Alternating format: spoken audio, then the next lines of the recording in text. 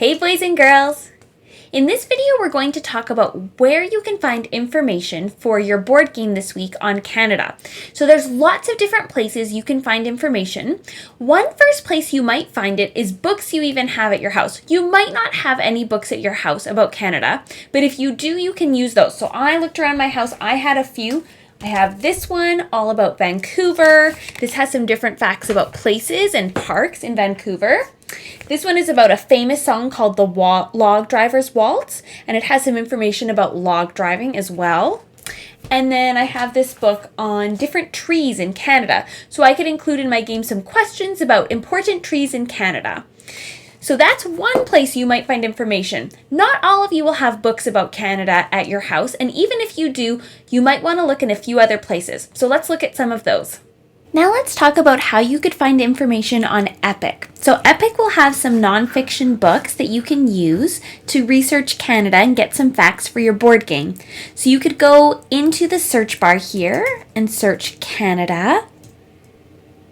And there will be a bunch of books there. There's a group here and you can click show more to look at some more. Let's take a look at this book here. This looks like a nonfiction book. It's got a photograph. I can tell there's a table of contents with different sections. So I'm just going to start with chapter 1. And it says, in what country can you find all 4 seasons at once? Where could you see a moose or bear in your backyard? Canada. Caribou and Arctic wolves prowl the northern forests.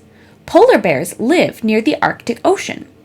So for my first question for my board game, I might decide to write, what animal lives near the Arctic Ocean, is white, and is famously associated with Canada? And the answer would be polar bears.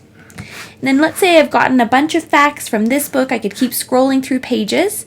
Then I'd X out of that book and choose a new book. Maybe I'm going to read about Canada Day and add some questions about Canada Day to my book. So here I can tell Canada Day is on July 1st. That's a perfect question. I could ask in my game, what day is Canada Day on? And that would be July 1st. So I could go through that book. Let's take a look at a couple more examples. Here's a book about Viola Desmond, and it's got all sorts of facts about her, and I might decide to include a question about why was Viola Desmond arrested? And I would say because she was trying to watch a movie in a spot she wasn't allowed to. And I might even ask a question about which dollar bill is Viola Desmond's face on now, and it would be the $10 bill. Let's maybe look at one more example. Let's click on this book, Let's Explore Canada.